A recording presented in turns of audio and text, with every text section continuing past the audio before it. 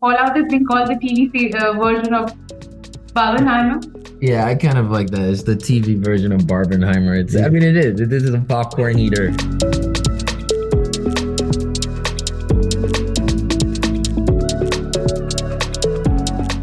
Have you guys played the game? No, you're talking to two that haven't touched it. No, we haven't. No, how about that? What is the name of the game? No, we decided not to play it once it kind of came our way because we felt we could help in different ways. Yeah, I was also very specifically told, feel no pressure to play the game. Especially given the task for us, especially within original stories, I think we have a little creative freedom, with our characters and how we develop them, and they liked what I was doing. Yeah. So they said, don't change it. For the entire team, while you were making this show, that there is a war happening, there is a possibility of a nuclear warfare happening, eventuality. Did it ever cross your mind?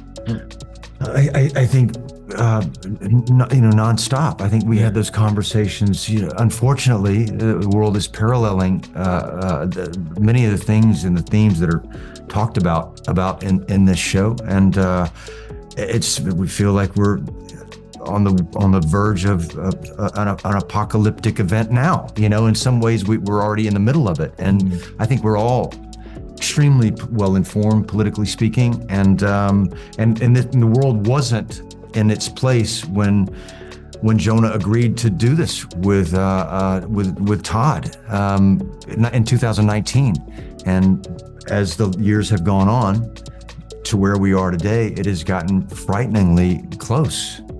Right? I mean, we've had those many discussions. In the post-apocalyptic sort of, genre, if you will, there's so many films of my favorites and things that I feel like the Fallout games even reference, Doctor Strangelove or the first Planet of the Apes. There are things that, like, I think this is something that we do as human beings, especially, it's like every time I get in the car to drive, I'm thinking about getting in a car accident. Hoping that prevents me from getting in one. That's the thought that wakes me up. You know what I mean? I think we go there as humans, that we want to stretch our minds into the future, especially the bad circumstances that could happen, in hopes of preventing them.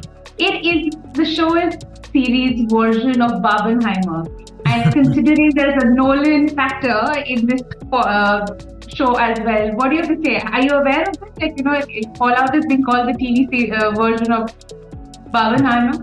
Yeah, I kind of like that. It's the TV version of Barbenheimer. It is a popcorn eater for sure. Yeah, but filled with this, and it is satirical, like you were saying. It is. There's a satire that is at work, and it's being, I think, fed in a way that's supposed to be entertaining. We're supposed to have a good time, and take a load off. Yeah, it pokes fun at a lot of what's kind of happening in the world right now. This was inherent in the game. The game was first created in 1997, right? So it just speaks to the people that architected this experience, that 25 or 27 years later, it's as relevant, if not more relevant today than it was back then. The one thing that is heartening for me. I have to ask, will there be a season 2 for this? We hope. We're announcing it right now because you just brought that up. Amazon's in the room. You heard it.